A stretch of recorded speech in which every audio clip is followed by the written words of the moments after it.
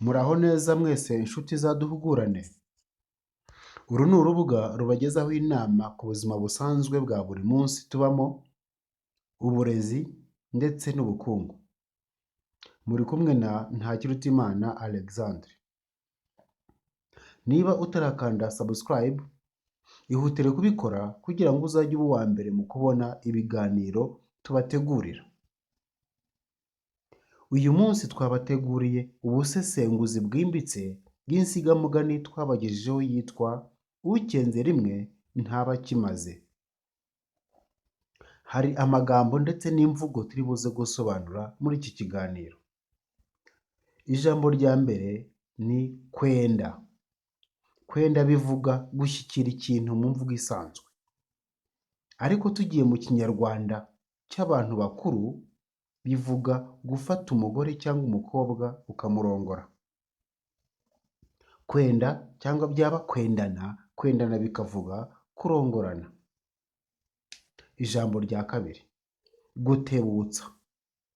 Uyu ni umuhango wakorwaga nyuma y'ibirori byo gutanga inkwano. Byakorwaga iwabo w'umuhungu bajyana inzoga iwabo w'umukobwa, bakabaza igihe bazahekerwa umugeni. Hano bavugaga guhekerwa umugeni kuko umugeni ntiyagendaga mu mamodoka y'iki gihe cyangwa se ngo yijyane nk'uko mu myaka ishize byagendaga, ahubwo yarahekwaga. Abasore b'ibigango bakajya mu mijishi, bagahita bagira iki? Bakamuheka, bakamushyira cyangwa se bakamushyingira iwabo w'umuhungu cyangwa se w'umukwe. Ijambo rya gatatu, gutahira. Gutahira ni ukurongorera kwa sobukwe. Ibi bikaba byarakorwaga n'umusore wabaga yarakoye. Babanaga igihe gito kwa se w'umukobwa, igihe cyagera bagataha bakajya mu muryango w'umuhungu aho bagombaga kubana akaramata. Ijambo rya kane ni gutenda.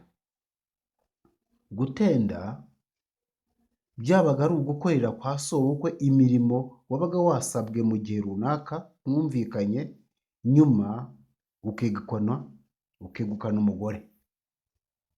Hano twatanga urugero rworoshye cyane muri Bibiliya, aho Yakobo muri Bibiliya yakoreye imirimo kwa sebukwe Labani, maze ahembwa Leyaho umugore. Nyuma yaje no gukorera Rasheli kuko bari baramubeshye bakamuha uwo batavuganye. Ijambo rya gatanu, kumara amavuta. Kumara amavuta mujya mubyumva. Kumara amavuta wari umuhango wo gukirana hagati y'umukwe n'umugeni mbere yo guhuza ibitsina. Umugeni icyo gihe bamusigaga amavuta menshi mbere yo kuryama, maze umusore yamwegera bikaba ngombwa kumukiranya kugeza ubwo ayo mavuta amushiraho, maze akabona kugera ku gikorwa cyo kurya ubukwe. Ubwo namwe murabyumva, kurya ubukwe ni ukugera ku ngingo cyangwa se kugera ku gikorwa cyo guhuza ibitsina. Tugerageje gukomeza mu busesenguzi muri uyu muhango wo kumara amavuta, muri iryo joro aho umukwe yagomba kumara amavuta, habaga hari abandi bantu bo mu muryango w'umusore bagombaga kujya gutora ubusurira, cyangwa se dusanzwe tuzi mu mvugo isanzwe yo kumviriza, bakamenya niba koko icyo gikorwa cyabaye. Rero iyo umukobwa yananiraga umusore bikagera ku munsi wa gatatu, ba bantu bo mu muryango w'umusore barazaga bakamumufatira, akabona kumurongora cyangwa se akabona kumara amavuta. Ijambo rya gatandatu, igugu cyangwa se biva ku nshinga kuguguza. Ngo yaramuretse aramukiranya, ntiyagira n'igugu cyangwa se ngo amurwanye.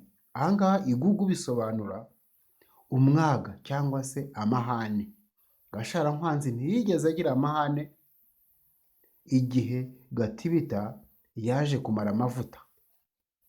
murabyibuka. Ijambo rya karindwi ni ikirongore.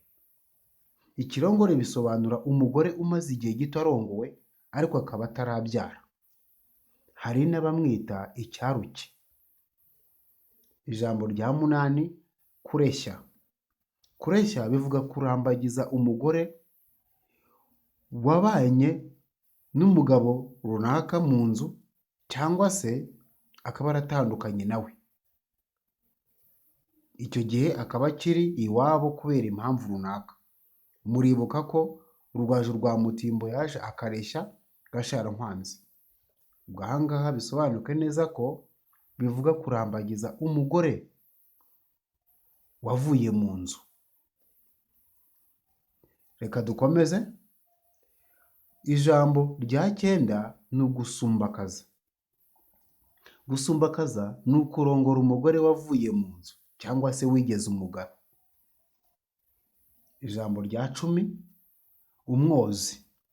Nk'uko se wa Gatibita yakoraga umwuga w'ubwozi kwa sebuja, hano bisobanura uwakoraga mu mata ndetse n'imirimo ijyanye nayo.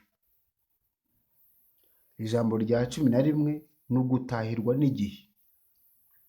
Ubundi gufata igihe kwa sobuja kera byavugaga kujya gukorera imirimo ku muntu uguhatse, mukabana igihe runaka ugataha. Ntibyabaga birangiriye aho, kuko watahaga ukajya iwawe, hashira igihe runaka ugasubirayo. Hano rero gutahirwa n'igihe bivuga kugera igihe cyo gusubira mu buhake kwa sobuja. Ijambo rya cumi na kabiri ni umususu. Muribuka ko Gatibita yakoranaga umususu bitewe no kubona Gasharankwanzi yasenze ijoro yamurongoraga. Hano umususu bivuga ubwoba. Ijambo rya cumi na gatatu guseta inzira ibirenge. Bivuga kugenda wangira cyangwa se kugenda bitakurimo. Ijambo rya cumi na kane abantu barabikurakuza. Hano babigira inkuru ndende ikwira hose, cyangwa se ubu ngubu njya numva mu mvugo zisanzwe z'abato kubigira birebire. Birumvikana. Icyitonderwa. Hano dukomeje ubusesenguzi bwimbitse bw'Ikinyarwanda, iyi nshinga gukurakuza hari aho isobanura ibintu byinshi. Hari aho isobanura, iyo isomwemo gukurakuza, hari aho bivuga ibindi bintu. Aloyizi Bigirumwami mu gitabo cye yanditse cyitwa Imihango, Imigenzo n'Imiziririzo, avuga ko gukurakuza yari umuhango wakorwaga n'abakobwa barangije guca imyeyo, bakabikora bakinishanya mu buryo bwo kwimara ubwoba, mbese basa n'abendana. Ijambo ubwo namwe murabyumva. Tugeze ku ijambo rya cumi na gatanu inzigo. Inzigo ni urwango rukomeye cyangwa se umwanzi gica. Murabyibuka ko hari aho babivuze mu mvugo mu Nsigamugani twabagejejeho ivuga ngo abagore bagira inzara ntibagira inzigo. Abagore bagira inzara ntibagira inzigo. Izi zari imvugo cyangwa se amagambo 15 twabahitiyemo yarazimije kugira ngo dusobanukirwe nayo, kandi koko akaba ari amagambo yadusobanurira neza insigamugani ukenze rimwe ntaba akimaze, kandi akaba anaduha ishusho y'igisobanuro cy'insigamugani ugendeye no ku mihango yakorwaga icyo gihe mu gihe cy'ubukwe.